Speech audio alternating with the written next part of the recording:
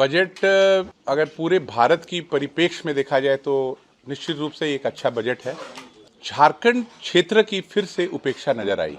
हमारी बहुत सारी मांगे और जिस तरह हमारे माननीय प्रधानमंत्री जी ने कहा था कि विकसित भारत 2047 में पूर्ववर्ती राज्यों का अधिक से अधिक श्रेय रहेगा, क्योंकि ग्रोथ इंजन के रूप में। और हम लोग ने ये हमेशा बात कही कि झारखंड ही ऐसा प्रदेश है जो सबसे अधिक यहाँ पर संभावनाएं हैं इसकी दर को बढ़ाने के लिए। लेकिन इस बजट में झारखंड के लिए हमें कोई विशेष देखने को नहीं मिला। केंद्र सरकार द्वारा पेश किए गए आम बजट का federation of Jharkhand chamber of commerce and industries ने स्वागत किया है। चैम्बर के अध्यक्ष आदित्य मल्होत्रा ने आम बजट को लेकर सकारात्मक प्रतिक्रिया व्यक्त की है। उन्होंने कहा कि देश के लिए ये बजट काफी अच्छा है। हालांकि चैम्बर अध्यक्ष ने कहा कि बजट में झारखंड की उपेक्षा की गई है। बजट में झारखंड के लिए कोई विशेष ऐलान नहीं किया गया है। उन्होंने कहा कि झारखंड में महुआ बोर्ड के गठन की मांग लंबे समय से की जा रही है। केंद्र सरकार ने बजट में नारियल बोर्ड, काजू बोर्ड और बादाम बोर्ड के गठन की बात तो कही, लेकिन महुआ बोर्ड के गठन का कोई जिक्र नहीं हुआ। आदित्य मल्होत्रा ने कहा कि दुर्गापुर में इंडस्ट्रियल कॉरिडोर बनाने की बात की गई है। संभावना जताई जा रही है कि इससे झारखंड को भी फायदा मिलेगा।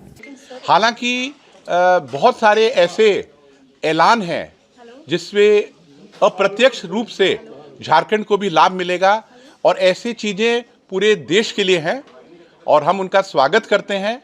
और खासकर एक डाटा कलेक्शन, डाटा सेंटर के निर्माण में जो टैक्स की हॉलिडे है, इससे हमें लगता है कि हमारा राज्य सबसे अधिक इसका फ़ायदा उठा सकेगा।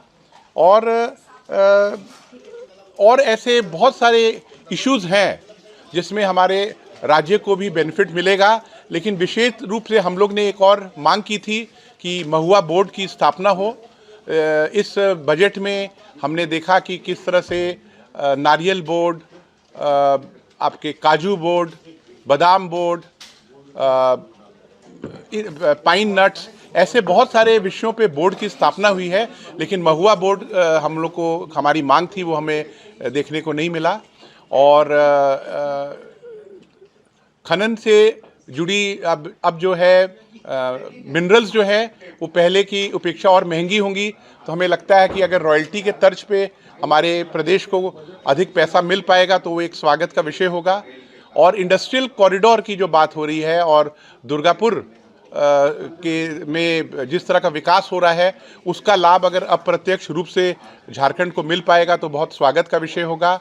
बुद्ध सर्किट में भी पूर्ववर्ती राज्यों को विशेष उसमें पर्यटन में जो इन्वेस्टमेंट्स है उसका लाभ अगर हमारे झारखंड को मिल पाएगा तो, क्योंकि हमारे झारखंड में भी जैन समुदाय और इनके बहुत सारे यहाँ पर पर्यटन स्थल आगे विकसित किए जा सकते हैं।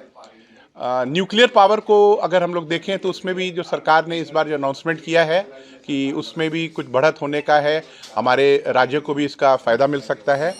और विशेष तौर पे अगर हम लोग देखें तो एक हमारे क्षेत्र में निमहैंस 2 की बात जो है वो निश्चित रूप से झारखंड को इसका फ़ायदा मिलेगा। इससे हमारे पास मेडिकल टूरिज़्म के तहत काफ़ी बढ़त मिलेगी, हमारे राज्य को लोग आएंगे। और बाकी देखिए जो लॉन्ग टर्म में जो बहुत सारे जो है टॉल विनिर्माण के लिए अगर जो अनिवासी इसमें इन्वेस्टमेंट करते हैं तो उसमें जो है 5 साल का टैक्स हॉलिडे है, ये स्वागत का विषय है।